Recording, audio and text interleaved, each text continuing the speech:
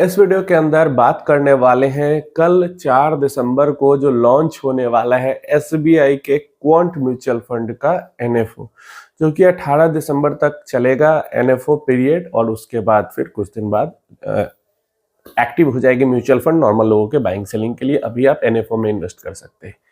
अब कई सारे लोग, मतलब वीडियो इसको लेकर मैं बनाता नहीं, लेकिन कई सारे लोग पूछ रहे हैं कि इसके बारे में क्या टेक है, जरा ये बताइए।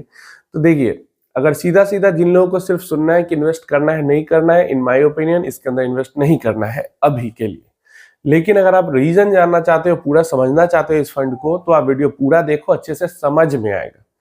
देखिए, सबसे पहले तो जो क्वांट फंड्स होते हैं, एक तो क्वांट म्यूचुअल फंड हाउस है और दूसरा क्वांट फंड्स की कैटेगरी है। ऐसे फंड्स जो इस कैटेगरी में आते हैं वो funds traditional style of investing follow नहीं करते हैं।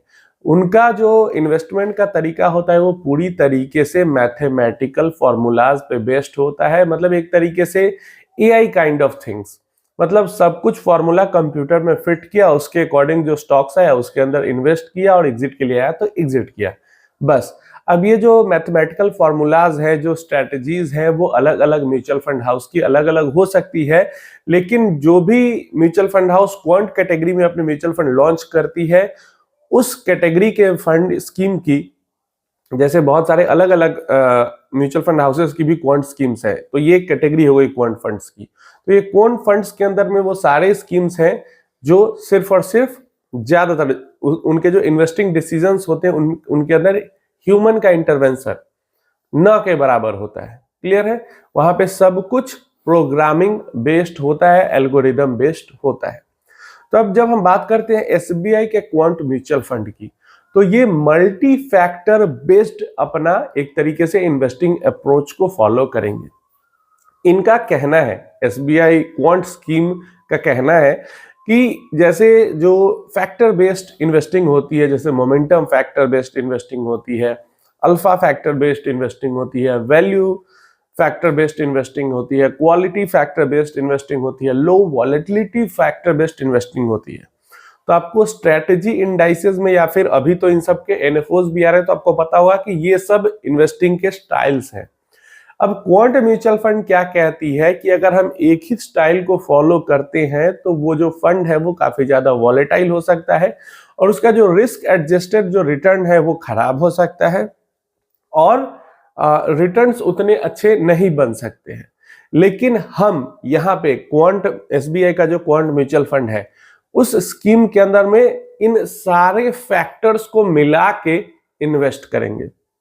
मतलब ये लोग मोमेंटम, क्वालिटी, लो वॉलेटिलिटी, अल्फा, इन सब जो स्ट्रेटजी है, इन सब को मिला के मल्टी फैक्टर स्ट्रेटजी बना के और उसमें जो स्टॉक्स आएंगे उसके अंदर ये इन्वेस्टमेंट करेंगे। इनका जो स्टॉक का यूनिवर्स होगा वो टॉप 200 स्टॉक का यूनिवर्स होगा। मतलब निफ्टी 200 के अंदर जो स्टॉक्स आते हैं उनके अंदर ये सारी अपनी स्ट्रेटजी लगा के और फिर उसके अंदर से स्टॉक्स चुन के निकाल के उसके अंदर इन्वेस्टमेंट करेंगे। अब इनका कहना ये है कि जब हम ये सारी स्ट्रेटजी, मल्टी फैक्टर स्ट्रेटजी के थ्रू इन्वेस्टमेंट करेंगे तो ऐसे में हम इन्वेस्टर्स के लिए बेहतर रिटर्न जनरेट कर पाएंगे कम से कम रिस्क लेके। तो ये तो इनका कहना है। अब ऐसा सच में हो पाएगा या नहीं हो पाएगा ये तो भविष्य में ही पता चलेगा। लेकिन एक चीज समझने की है कि अगर सिंगल, जैसे सिर्फ मोमेंटम स्ट्रेटजी वाला इंडेक्स है या अल्फा स्ट्रेटजी वाला इंडेक्स है, तो वॉलेटिलिटी तो डेफिनेटली हायर रिटर्न्स वाले इंडेक्सेस है तो रहेगी ज्यादा, लेकिन ऐसे नहीं है कि इनके रिटर्न्स खराब होते हैं अगर ये सिंगल अप्रोच फॉलो करते हैं तो।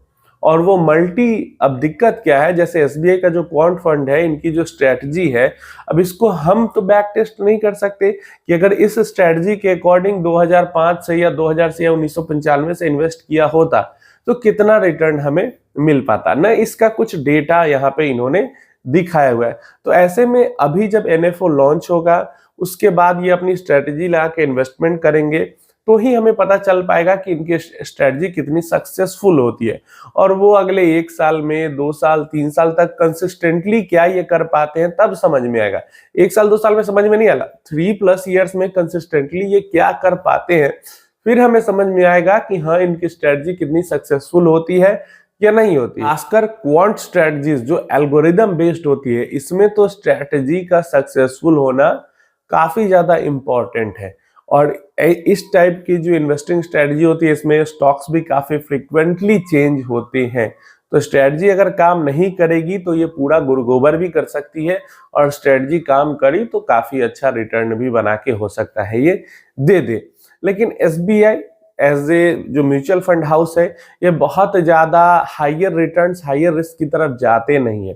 तो बहुत ज्यादा कुछ एक्सेप्शनल ये रिटर्न्स बना के देंगे, उम्मीद इसकी कम है। लेकिन हो सकता है कि एवरेज रिटर्न्स ये जरूर बना के दे। पूरा गुरगोबर वाला सिनेरियो भी नहीं होना चाहिए, वैसे ये तो भविष्य बताएगा। लेकिन अभी के लिए यही सब जो थोड़ी सी मतलब कॉन्फिडेंस नहीं है, हमें जानकारी नहीं है सब कुछ को लेके, इस कारण से हम कह सकते हैं कि अभी इस फंड के अंदर इन्वेस्टमेंट करना सही डिसीजन नहीं होगा, जब तक ये अपनी स्ट्रैटेजी को, क्योंकि ये नई चीज है। ये बाकी जो एसबीआई के फंड्स है, मिड कैप हो गया या स्मॉल कैप हो गया, लार्ज, वैसे नहीं है। यहाँ पे सब कुछ अलग है। तो ये जो अलग स्ट्रेटजी है वो किस तरीके की परफॉर्मेंस दिखा पाती है, ये जाने बिना इन्वेस्ट करना मुझे लगता है एक सही चॉइस नहीं होगा।